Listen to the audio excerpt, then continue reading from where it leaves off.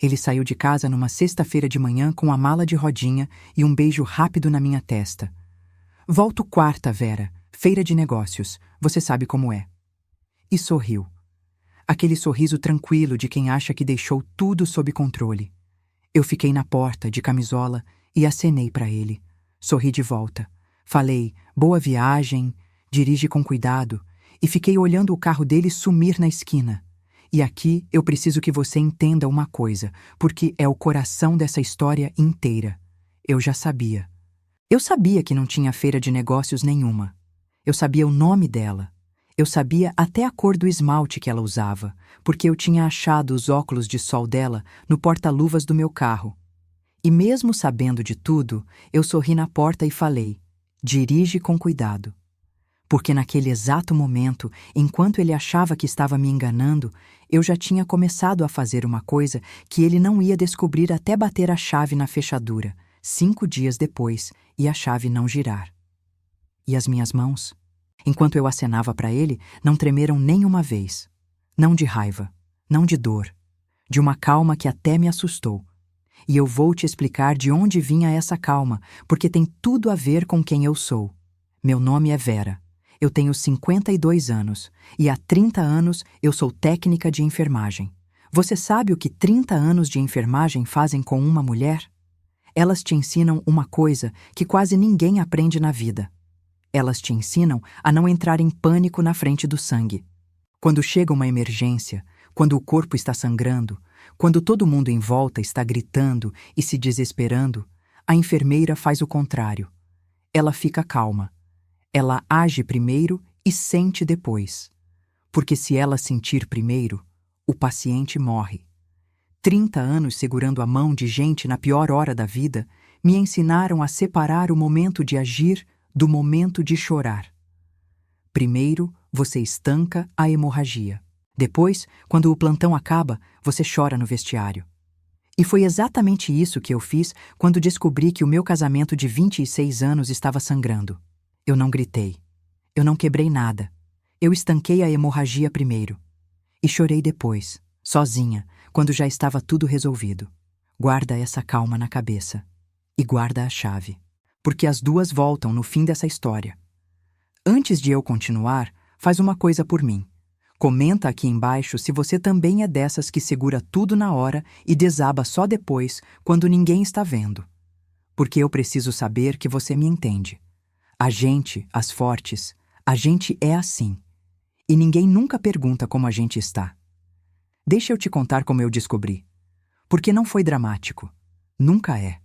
A vida real não tem música de suspense tocando no fundo. Foi numa terça-feira comum. O meu carro, um Gol velho que já tinha me servido por 12 anos, não pegou de manhã. Bateria. E eu tinha plantão noturno naquela semana. Entrava às 7 da noite.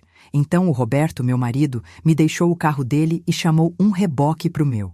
Leva o meu, Vera, que amanhã eu resolvo o teu. Foi até gentil. A ironia é que a gentileza dele foi o que me entregou tudo. Porque naquela noite, indo pro hospital no carro dele, eu passei numa blitz da lei seca. E o guarda pediu o documento do carro. E eu abri o porta-luvas para pegar. E lá dentro tinha um par de óculos de sol de mulher. Femininos, grandes, com uma armação vermelha. Não eram meus. Eu nunca na minha vida usei óculos vermelhos. Eu peguei o documento, mostrei pro guarda, ele me liberou. E eu segui dirigindo pro hospital com aqueles óculos vermelhos no colo, no farol vermelho, com as luzes da cidade passando, e uma calma estranha se espalhando pelo meu corpo. Aquela calma de enfermeira. A calma de quem acabou de ver o raio-x e já sabe o tamanho do tumor. Eu não voltei para casa para brigar. Eu fui trabalhar. Eu fiz o meu plantão inteiro naquela noite. Troquei curativo, medi pressão, segurei a mão de um senhor de 80 anos que estava com medo de uma cirurgia. E o tempo todo, com os óculos vermelhos guardados na minha bolsa, eu estava calma por fora e trabalhando por dentro. Não o trabalho do hospital. Outro trabalho. O trabalho de entender o que eu ia fazer. Teve um momento naquele plantão que eu nunca vou esquecer. Umas 3 da manhã, uma paciente jovem, uns 25 anos, deu entrada com uma crise de pânico. O coração dela disparado, as mãos formigando, ela achando que ia morrer. E eu sentei do lado dela, peguei a mão dela e falei baixinho, do jeito que a gente aprende a falar. Respira comigo, devagar. Você não vai morrer. Isso passa. Eu tô aqui.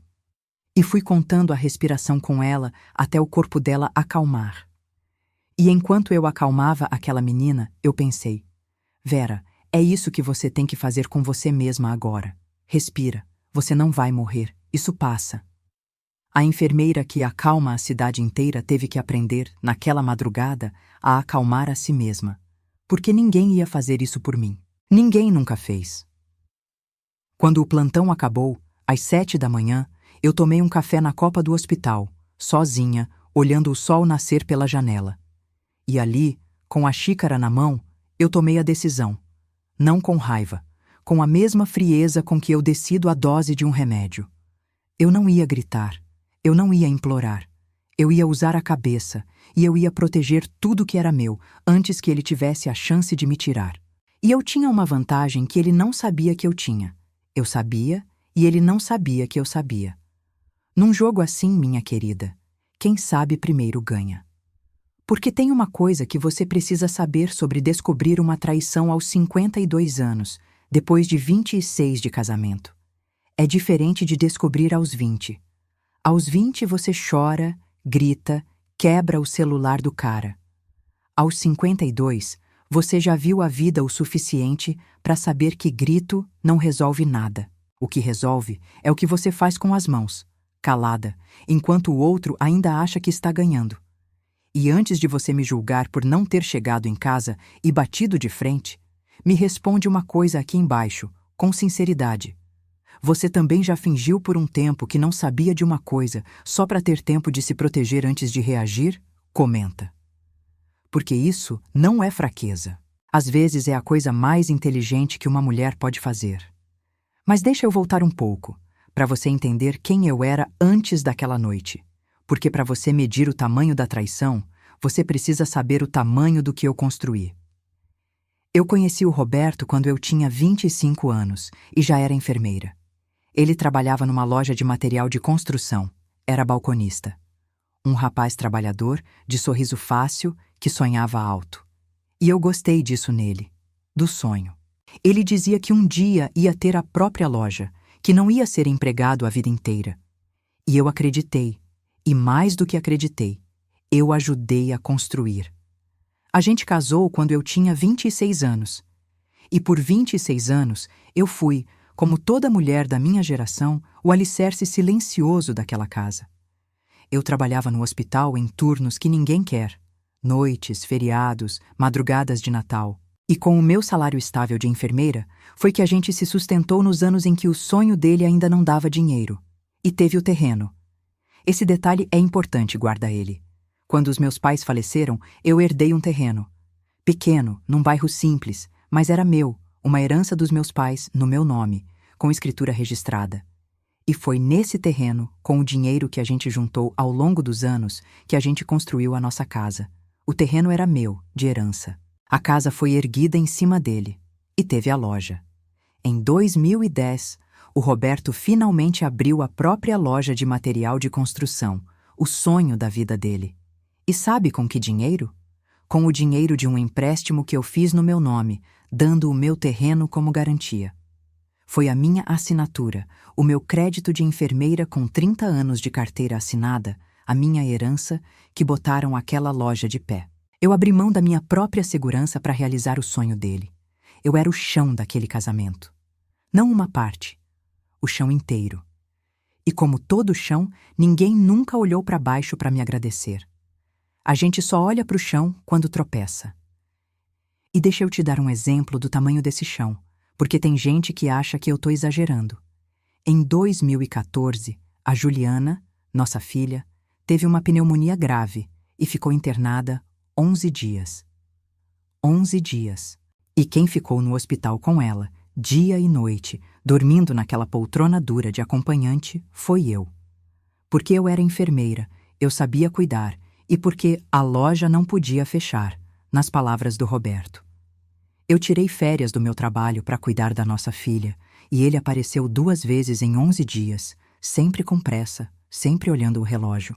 E na noite mais crítica, quando a febre da Juliana não baixava e eu passei a madrugada inteira com pano de água fria na testa dela, rezando, eu liguei para ele e ele falou: Vera, você entende dessas coisas melhor que eu, deixa comigo, não adianta nada. Deixa comigo. Sempre deixa comigo. A vida inteira foi deixa comigo. Eu era a UTI daquela família, o pronto-socorro, o plantão que nunca fechava. E ele era o fregues que só aparecia para reclamar da conta. Naquela época eu não vi isso como abandono. Eu achava que era divisão de tarefas, que cada um fazia a sua parte. Levei anos para entender que a minha parte era tudo, e a parte dele era aparecer para colher os aplausos quando a Juliana melhorava. Que pai dedicado, diziam. E eu sorria e concordava, o chão da casa, invisível debaixo dos pés de todo mundo. Teve amor? Teve. Eu não vou te mentir e dizer que foram 26 anos de sofrimento, porque não foram.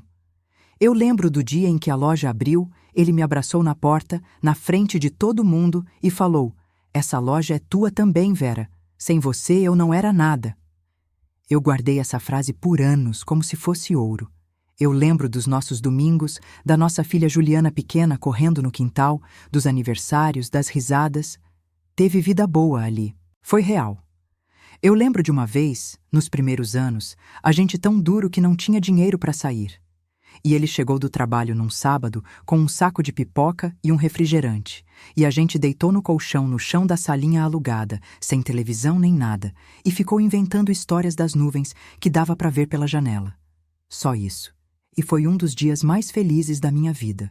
Eu comi pipoca com aquele homem olhando o céu de uma janela de quarto e cozinha, sem nada, e éramos ricos de um jeito que a loja nunca comprou de volta.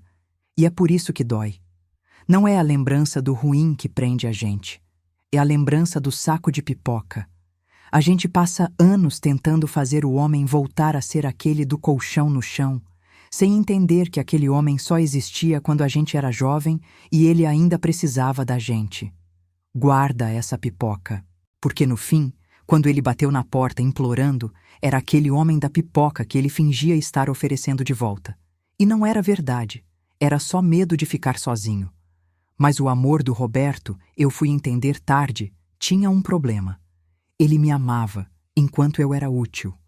Enquanto eu era o crédito, o alicerce, a enfermeira que segurava tudo. O dia em que a loja cresceu, em que ele não precisava mais do meu salário, em que a Juliana saiu de casa e eu virei só a Vera de 52 anos, cansada dos plantões, o amor dele foi ficando sem função. E homem que ama por função, quando a função acaba, ele vai procurar onde se sentir útil de novo, ou onde se sentir jovem de novo. E ele achou, numa mulher de 35 anos chamada Aline, que trabalhava no caixa da loja que a minha herança pagou. Os sinais estavam todos lá. E eu, que leio o corpo dos meus pacientes num piscar de olhos, demorei a ler o corpo do meu próprio casamento. A gente é assim, enxerga tudo dos outros e fica cega da própria vida.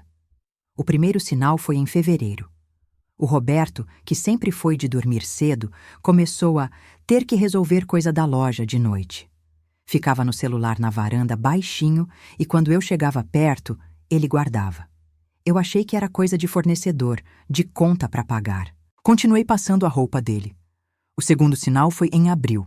Ele começou a cuidar do corpo. Do nada. Comprou roupa nova, mais jovem. Passou a ir na academia. Trocou o perfume. E eu, boba, elogiei. Você tá tão bem, Roberto. E ele me deu um olhar esquisito, meio de culpa, meio de desprezo, que eu só fui entender depois. Um homem que reforma a fachada aos 55 raramente é para impressionar a esposa de 26 anos. É para estrear numa vitrine nova. O terceiro sinal foi a minha colega Neide, do hospital. Um dia, no vestiário, ela me perguntou, meio sem jeito, se estava tudo bem em casa. Eu falei que sim. E ela ficou naquele silêncio comprido, aquele silêncio que a gente faz quando sabe de uma coisa e não tem coragem de ser a portadora da má notícia. Qualquer coisa, Vera, eu tô aqui. Eu achei que ela estava sendo gentil. Ela estava, na verdade, tentando me preparar. A Neide já tinha visto o Roberto num restaurante com a Aline. Ela só não teve coragem de me contar, mas ela plantou a semente do "fica atenta", E essa semente, quando eu achei os óculos, brotou na hora. E tem uma coisa sobre esses sinais que eu preciso te falar, porque talvez você esteja aí agora vendo os teus e fingindo que não vê. Eu não deixei de perceber por burrice. Eu percebi. Alguma parte de mim registrou cada um daqueles sinais, do jeito que eu registro uma alteração sutil na pressão de um paciente. Mas registrar e agir são coisas diferentes quando o diagnóstico dói demais. Tem hora que a gente adia o exame porque tem medo do resultado. E eu adiei. Por meses, eu adiei olhar de frente para uma coisa que eu já sabia. Porque enquanto eu não olhava, o meu casamento de 26 anos ainda existia. E olhar significava começar a enterrar ele. A gente não finge que não vê porque é boba, minha querida. A gente finge porque ver é o começo do fim, e a gente ainda não está pronta para o fim. Até o dia em que um par de óculos vermelhos num porta-luvas não deixa mais fingir. Me conta aqui embaixo. Você está vendo algum sinal agora e adiando o exame? Não precisa responder para mim, responde para você. Mas escreve, porque escrever é a primeira forma de parar de fingir. Voltando para a noite dos óculos vermelhos. No dia seguinte, eu fiz uma coisa que só uma enfermeira faria. Eu coletei as evidências com calma, como quem coleta material para um exame. Eu não confrontei o Roberto. Ao contrário, eu fui mais gentil do que nunca. Porque eu precisava de tempo, e um homem desconfiado esconde as coisas. Um homem que se sente seguro deixa tudo à mostra. E ele deixou. 2 dias depois, chegou a fatura do cartão de crédito dele por e-mail, num e-mail compartilhado que a gente usava para as contas da casa e que ele esqueceu de trocar. Eu abri. E não me arrependo. Jantar num restaurante caro que ele nunca me levou. Uma diária de motel na saída da cidade. Uma loja de roupa feminina. Um valor que não era para mim, porque eu não ganhei roupa nova nenhuma. E uma agência de viagens. Um pacote para uma pousada no litoral. 5 dias. Para 2 pessoas. 5 dias. A tal feira de negócios. Eu li aquela fatura sentada na cozinha, tomando café, e a minha mão não tremeu. Eu tirei um print de tudo. Salvei numa pasta no meu e-mail pessoal, uma pasta que ele nunca ia achar. E continuei tomando o meu café. Naquele momento, minha querida, eu já não era mais uma esposa traída chorando. Eu era uma profissional montando um prontuário. E o diagnóstico estava fechado. Se essa história está mexendo com você, se você já teve que ser fria para sobreviver a uma dor quente, para o vídeo 1 segundo e faz uma coisa por mim. Se inscreve nesse canal. Aperta o botão ali embaixo. Porque aqui toda semana eu conto a história de uma mulher que todo mundo subestimou e que virou o jogo com a cabeça, não com o grito. A tua inscrição é de graça, mas ela é o que faz essas histórias chegarem em mais mulheres que precisam ouvir isso hoje. Aperta ali e volta para mim, porque agora começa a parte que ninguém espera. A viagem dele foi anunciada 1 semana depois, com a maior cara de pau do mundo. Vera, na sexta eu viajo para uma feira do setor, no litoral, coisa de 5 dias, networking, essas coisas. Volto na quarta. E eu, olhando para aquele homem que eu conhecia há 26 anos, sabendo exatamente onde ele ia, com quem e com o dinheiro de quem, eu falei só: que bom, Roberto, aproveita. Você merece descansar. Ele me olhou meio desconfiado, porque eu estava calma demais. Mas a vaidade dele falou mais alto que a desconfiança. Ele preferiu achar que eu era boba a achar que eu sabia. É sempre assim. Eles preferem a gente burra. E foi ali, naquela mesma noite, que eu comecei a agir. Porque aqueles 5 dias que ele ia passar na praia com a Aline eram os 5 dias mais valiosos da minha vida. 5 dias com a casa só para mim. 5 dias em que ele achava que estava me enganando e, na verdade, estava me dando exatamente o que eu precisava. Tempo e sossego para proteger tudo que era meu.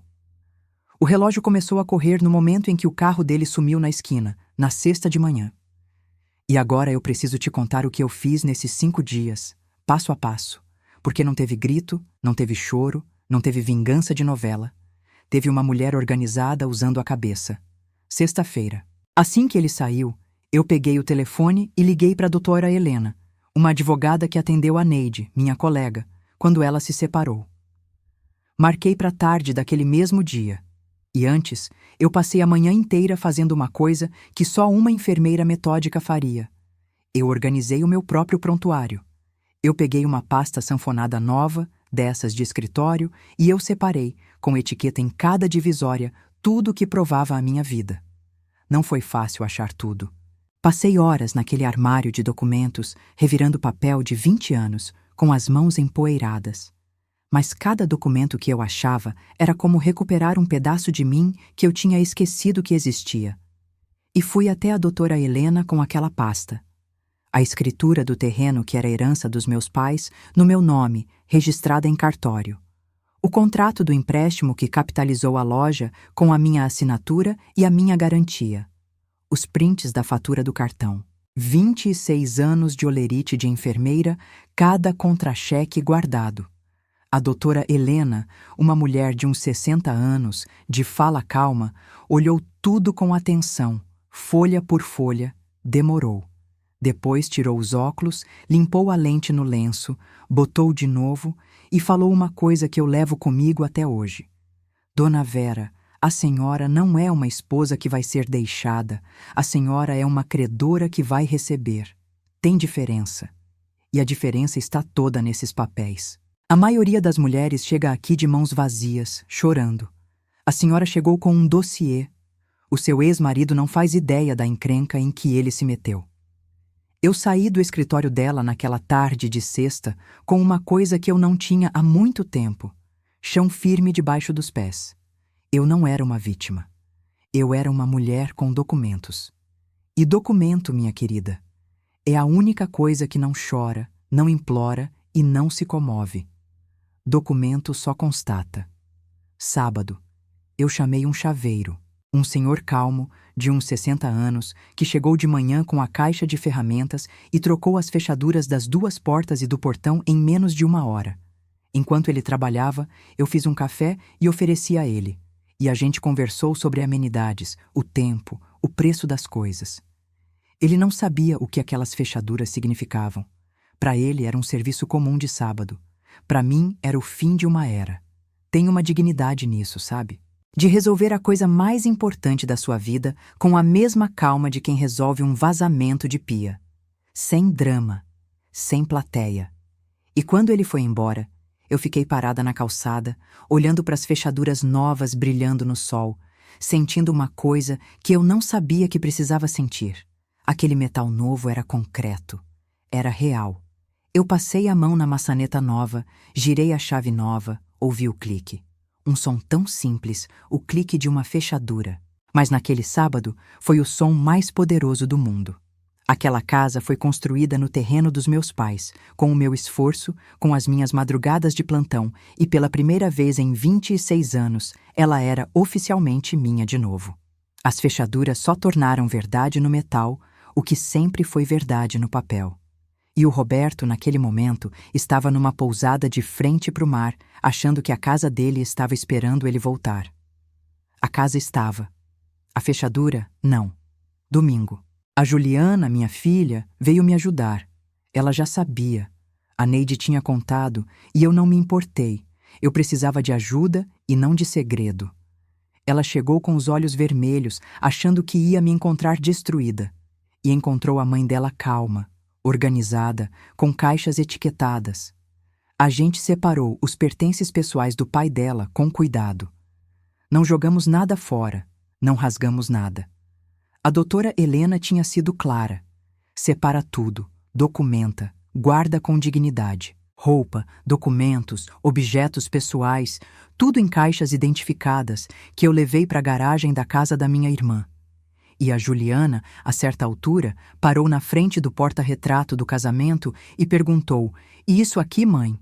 E eu falei: "Guarda também, filha. Foi uma história que aconteceu de verdade. Só não mora mais na minha parede." Segunda-feira. Eu fui até a loja que a minha herança pagou. E eu, com muito cuidado e orientada pela advogada, garanti a documentação da minha participação, os comprovantes, tudo que provava que aquele negócio existia por minha causa. Eu não tomei nada que não era meu. Eu só tranquei a porta para que ninguém tomasse o que era meu. E a Aline, a moça do caixa, estava lá, sorrindo para mim sem fazer ideia de que a mulher que ela achava que era só a esposa velha do Roberto já sabia de tudo e já tinha resolvido tudo. Eu fui educada com ela. Eu até desejei bom dia, porque a minha briga nunca foi com a Aline. A Aline não me devia fidelidade. Quem me devia era ele. Terça-feira. Eu descansei. Eu fiz um chá, sentei na varanda da minha casa e olhei o quintal que eu plantei sozinha por 26 anos, cada muda, cada árvore. E eu chorei, pela primeira vez. Agora que a hemorragia estava estancada, agora que tudo estava resolvido, eu me dei licença de sentir. Chorei um tempo, não de arrependimento, de cansaço e de um alívio tão grande que doía. E depois enxuguei o rosto e fui dormir cedo, na minha cama, na minha casa, com a minha chave nova no bolso. Antes de eu te contar o que aconteceu quando ele voltou, e é a melhor parte, eu preciso parar um segundo com você. Se essa história está tocando em algum lugar aí dentro, eu tenho um presente. O e-book para mulheres que cansaram de ser fortes está no primeiro comentário fixado aqui embaixo. Ele foi escrito para você, que é o chão da casa, e que ninguém nunca olhou para baixo para agradecer. Para você que segura tudo na hora e desaba sozinha depois. Dá uma olhada, é o meu presente. Guarda ele pro dia em que você precisar lembrar da sua própria força. E volta para cá, porque agora o Roberto vai voltar da viagem. Ele voltou na quarta-feira, no fim da tarde, como tinha avisado. Bronzeado, descansado, com a mala de rodinha e a consciência que ele achava que estava limpa. Eu sei a hora exata porque eu estava esperando. Não ansiosa. Só esperando. Do jeito que a gente espera o resultado de um exame que a gente já sabe qual é. Eu ouvi o carro dele parar na frente. Ouvi a mala de rodinha no chão do corredor. Ouvi os passos. E depois, o som que eu tinha esperado a semana inteira. O som de uma chave entrando numa fechadura e não girando. Ele tentou de novo. E de novo. E depois, o silêncio de um homem confuso. Depois, a campainha. Eu não abri. Eu peguei o meu celular e mandei uma única mensagem que eu tinha escrito e reescrito com a doutora Helena para ser exata. Roberto, eu sei da Aline, sei da viagem, do motel, de tudo. A casa foi construída no terreno que é minha herança, e a loja existe por causa do empréstimo que eu garanti com o meu nome. Seus pertences pessoais estão em caixas identificadas na garagem da minha irmã, a doutora. Helena Andrade vai entrar em contato com você amanhã. Não force a porta. As fechaduras foram trocadas legalmente, na minha casa. Cuida da tua vida, que eu já estou cuidando da minha. Eu apertei enviar e fiquei olhando o celular. A resposta veio rápido. Vera, abre essa porta. A gente precisa conversar. Eu não respondi. 5 minutos. Você não pode fazer isso. Essa casa é minha também. Eu não respondi, porque não era. E ele sabia que não era. E sabia que eu tinha os papéis para provar. 10 minutos. Vera, eu errei. Me dá uma chance de explicar. Explicar. 26 anos, e agora ele queria explicar em pé na calçada, do lado de fora da porta, que ele achava que era dele. Eu desliguei a tela do celular. Fui até a cozinha. Esquentei o jantar que eu tinha feito. E comi, sozinha.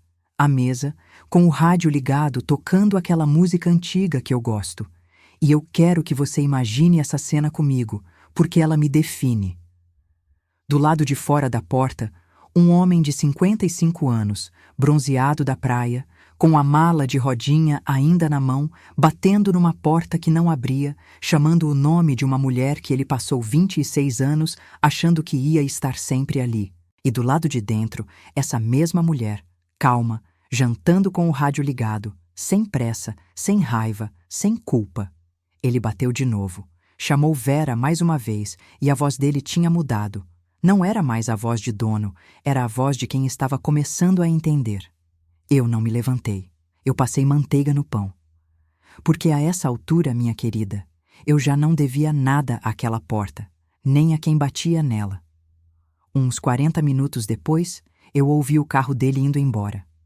E aí veio o silêncio. O silêncio da minha casa, que era meu. E foi o som mais bonito que eu ouvi em muito tempo. Tem gente que tem medo do silêncio de uma casa vazia. Eu descobri, naquela noite, que existe um silêncio que não é vazio. É um silêncio cheio, cheio de paz, de pertencimento, de aqui é meu e ninguém me tira. Eu nunca tinha ouvido esse silêncio em 26 anos, porque sempre teve o barulho de outra pessoa que eu tinha que administrar. Naquela noite, pela primeira vez, o único barulho da casa era o que eu escolhia fazer. Agora, eu prometi ser honesta com você. Então eu não vou te vender que a partir dali foi tudo lindo. Não foi. O que veio depois não foi glória, foi peso. Nas primeiras semanas, eu acordava às 4 da manhã com o estômago apertado. Não de saudade dele, entenda. Isso é o mais estranho. Eu não sentia falta do Roberto. Eu sentia medo. Medo prático, concreto, de enfermeira que sabe fazer conta. O financiamento que ainda faltava. O processo que a doutora Helena avisou que ia ser longo e cansativo. A loja, os acordos que ele tinha feito sem me consultar. A vida, de repente, toda nas minhas costas, aos 52 anos. E tem uma coisa que ninguém te conta sobre a força. Ser forte na frente dos outros é uma coisa, mas tem um horário, umas 4 da manhã, em que não tem plateia, não tem ninguém para ser forte, e é aí que o medo vem. Ele senta na beira da sua cama e faz a lista de tudo que pode dar errado. E eu, deitada no escuro, ouvia aquela lista inteira, item por item. E o pior não era nem o dinheiro. O pior era a pergunta: e se eu não der conta sozinha? 26 anos foram 2 carregando. E se um não aguentar? Essa pergunta me visitava toda madrugada. E eu tinha que responder para ela, sozinha, no escuro, até o corpo cansar e o sono voltar. Mas sabe o que eu descobri? Que a resposta para essa pergunta eu já sabia. Porque eu carreguei aquele casamento praticamente sozinha por 26 anos. O medo de não dar conta sozinha era mentira, porque eu já vinha dando conta quase sozinha o tempo todo. A diferença é que agora eu não tinha mais o peso morto me puxando para baixo enquanto eu carregava. Sozinha, na verdade, era mais leve. Eu só demorei umas semanas de madrugada para acreditar nisso. E teve uma noite que eu fui ao fundo de verdade. A Juliana ligou para me contar que o pai tinha aparecido chorando na casa dela, dizendo que estava arrependido, que tinha perdido tudo, que a Aline já tinha ido embora quando descobriu que ele não era mais o dono confortável de uma loja, e sim um homem em processo de divórcio. E eu desliguei o telefone e sentei na beira da cama e pensei no rapaz balconista de sonho fácil que me abraçou na porta da loja e disse: "Sem você, eu não era nada." E eu chorei. Não pela traição. Chorei pelos 26 anos. Porque 26 anos não são uma mentira inteira. Teve coisa boa ali. E dói enterrar até o que foi bom. Quem me segurou nessa noite não foi conselho. Foi a Neide, minha colega do hospital. Ela apareceu na minha casa no dia seguinte, sem avisar, com uma marmita e um pão de queijo. E sentou na minha cozinha e não me perguntou nada.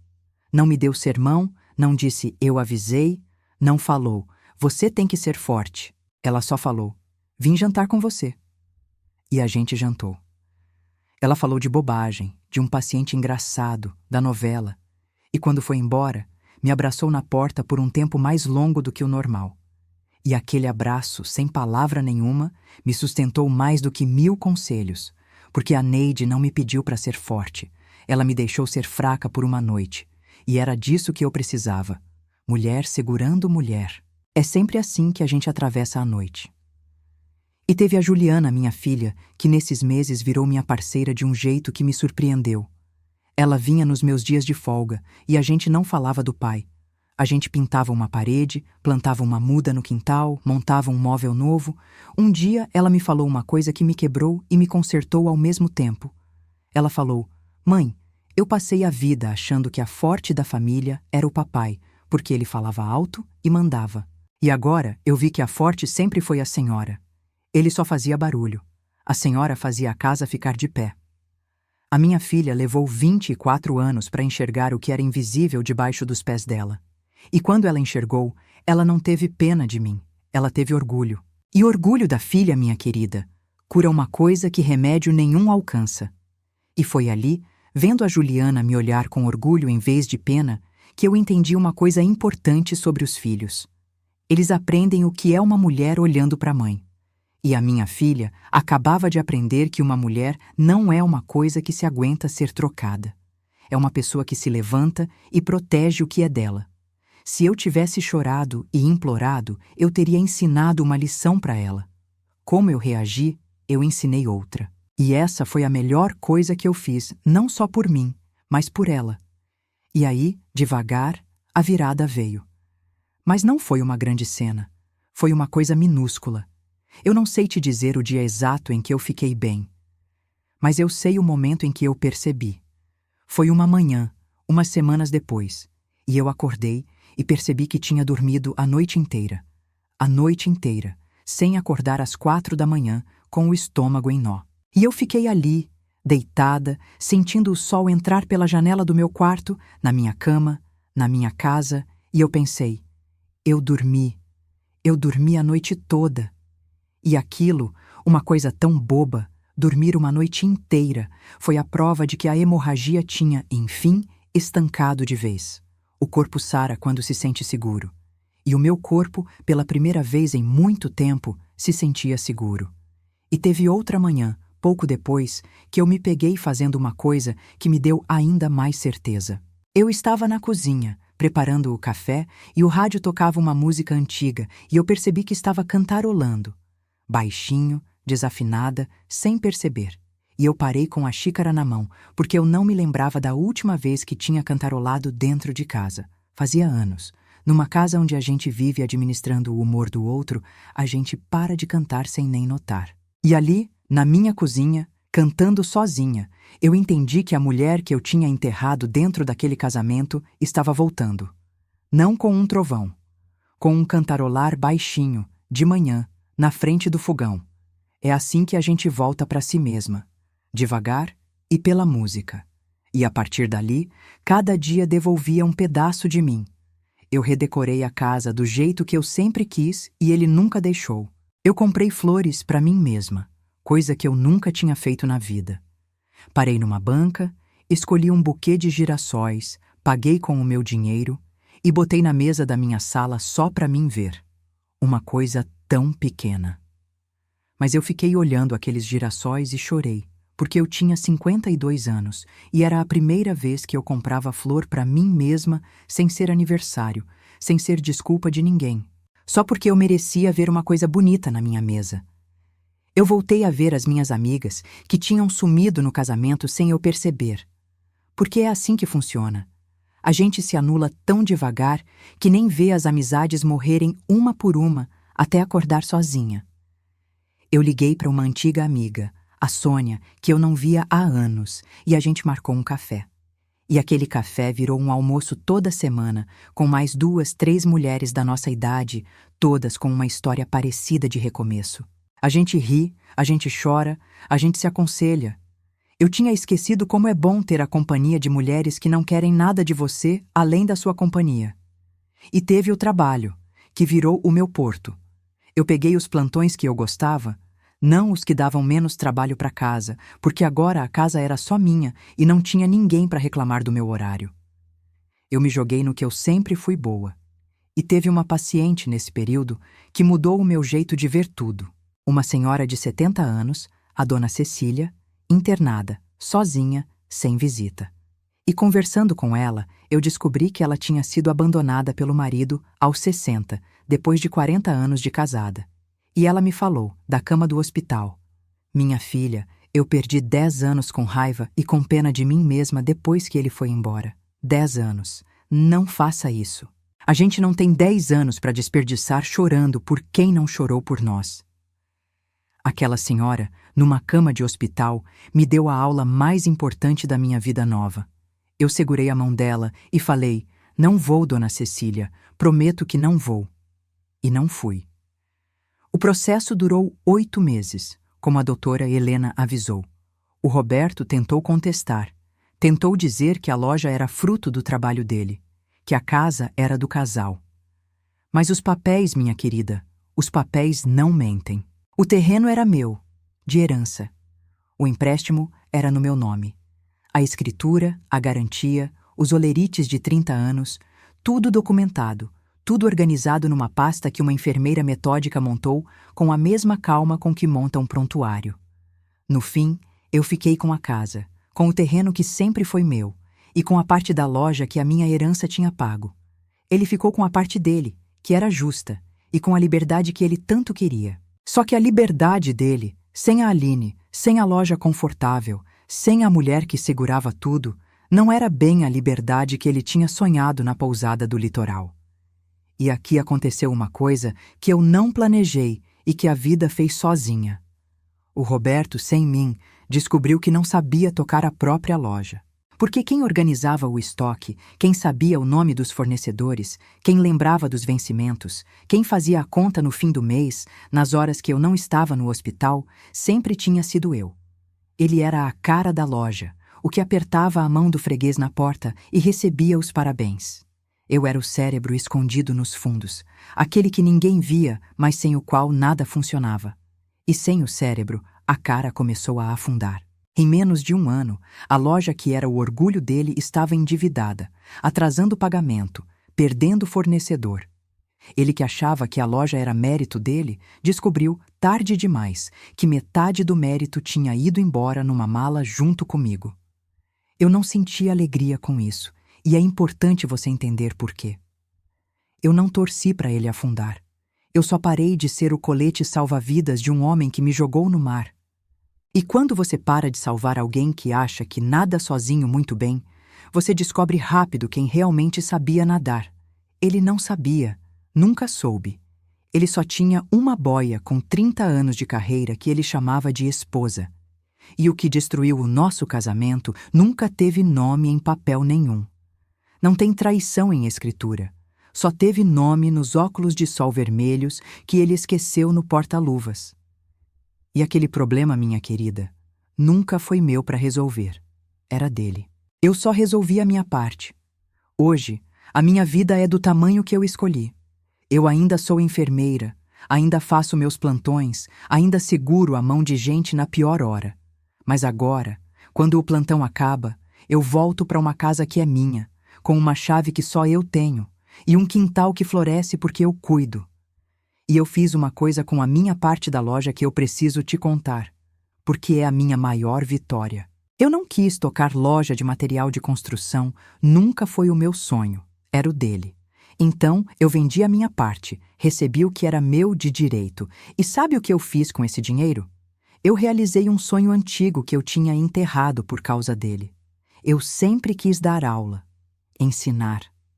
E eu usei aquele dinheiro para montar, na garagem reformada da minha própria casa, um pequeno centro de primeiros socorros comunitário, onde eu ensino, de graça, mulheres da vizinhança a socorrer os filhos, os pais idosos, a medir pressão, a não entrar em pânico numa emergência. 3 vezes por semana, a minha garagem se enche de mulheres aprendendo a salvar quem elas amam. A enfermeira que passou a vida salvando desconhecidos no hospital agora ensina uma comunidade inteira a se salvar. E não ganho 1 centavo com isso. Ganho uma coisa melhor: propósito. Aos 52 anos, eu não fui aposentada pela vida. Eu me reinventei nela. E teve uma aluna, uma senhora chamada Dona Marta, 65 anos, que chegou na minha garagem quebrada, recém-separada, achando que não servia para mais nada.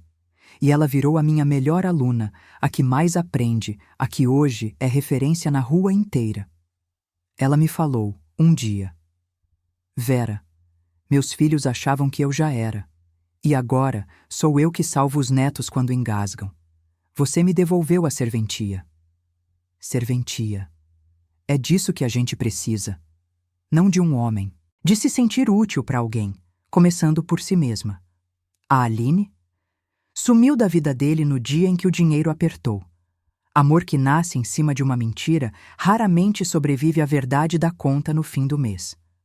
Porque, olha só a ironia, a Aline não queria o Roberto. Ela queria o que ela achava que o Roberto era. Um comerciante estabelecido, dono de uma loja, com uma vida confortável. Ela não sabia que aquela vida confortável tinha nome, e o nome era Vera. Quando eu saí de cena e levei comigo a estabilidade que era minha, o Roberto virou o que ele sempre foi por baixo da fachada. Um homem endividado que não sabia se virar. E aí, a Aline fez com ele exatamente o que ele tinha feito comigo. Foi embora quando ele deixou de ser útil.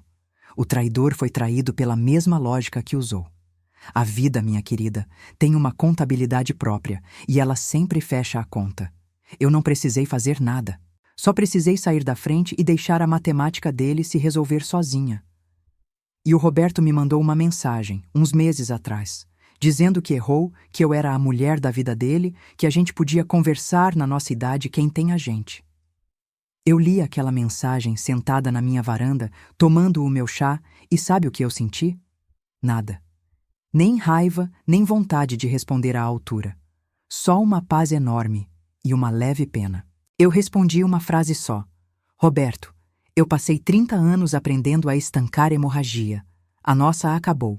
Não reabre ferida que já cicatrizou. Cuida da tua saúde. E bloqueei o número. Os óculos de sol vermelhos, aqueles que começaram tudo? Eu não joguei fora. Estão numa gaveta da minha cômoda, embrulhados num lenço. Não como lembrança de dor, como lembrete. De que foi um objeto bobo, esquecido num porta-luvas que me devolveu a vida. Às vezes a verdade que a gente precisa vem escondida na coisa mais banal. Um par de óculos que não é seu, uma calma que te assusta, uma chave que não gira. E de vez em quando eu abro aquela gaveta para pegar outra coisa e vejo o vulto do lenço, eu paro um segundo e agradeço. Sim, agradeço. Porque se aquela mulher não tivesse esquecido os óculos dela no carro do meu marido, eu talvez ainda estivesse ali, sendo o chão que ninguém vê, esperando o dia em que ele finalmente tivesse coragem de me trocar e me deixasse sem nada. A pressa dela, o descuido dela de esquecer os óculos, foi o que me deu tempo de me proteger. A amante do meu marido, sem saber, foi quem me avisou a tempo. A vida é engraçada assim. Às vezes o teu maior anjo da guarda é a pessoa que está tentando te destruir, e ela nem sabe que no fim, quem ela destruiu foi outra pessoa, e quem ela salvou foi você. Eu não tenho raiva daqueles óculos. Eu tenho gratidão. Eles foram o alarme de incêndio que tocou a tempo de eu sair da casa em chamas com tudo que era meu debaixo do braço. E é por isso que eles ficam guardados, não para doer. Para lembrar que a verdade, por mais que doa na hora, é sempre, sempre a coisa que te salva. Se você chegou até aqui comigo, eu tenho um último pedido e é o mais importante. Se essa história tocou você, compartilha esse vídeo com uma mulher que precisa ouvir isso hoje. Aquela amiga que você pensou enquanto ouvia, aquela que está descobrindo ou já descobriu que o homem da vida dela tinha um segredo. Manda para ela e diz que a enfermeira falou: primeiro você estanca a hemorragia, depois você chora. Nessa ordem, sempre nessa ordem, porque é assim que a gente sobrevive. E me conta aqui embaixo, nos comentários, qual foi o teu par de óculos vermelhos? Qual foi a coisa pequena, boba, banal, que te contou uma verdade grande? Escreve aqui, eu quero ler. E quero que você leia as das outras, para ver que você não está sozinha e que a gente é muito mais forte do que eles acham. Porque aqui, nesse canal, a gente não conta só a traição, a gente conta a volta por cima. E a sua também vem. Ela já está vindo calada do jeito que as coisas importantes chegam. Fica com Deus, minha querida. E não esquece nunca disso. Quando o corpo sangra, primeiro você age. O choro pode esperar o plantão acabar.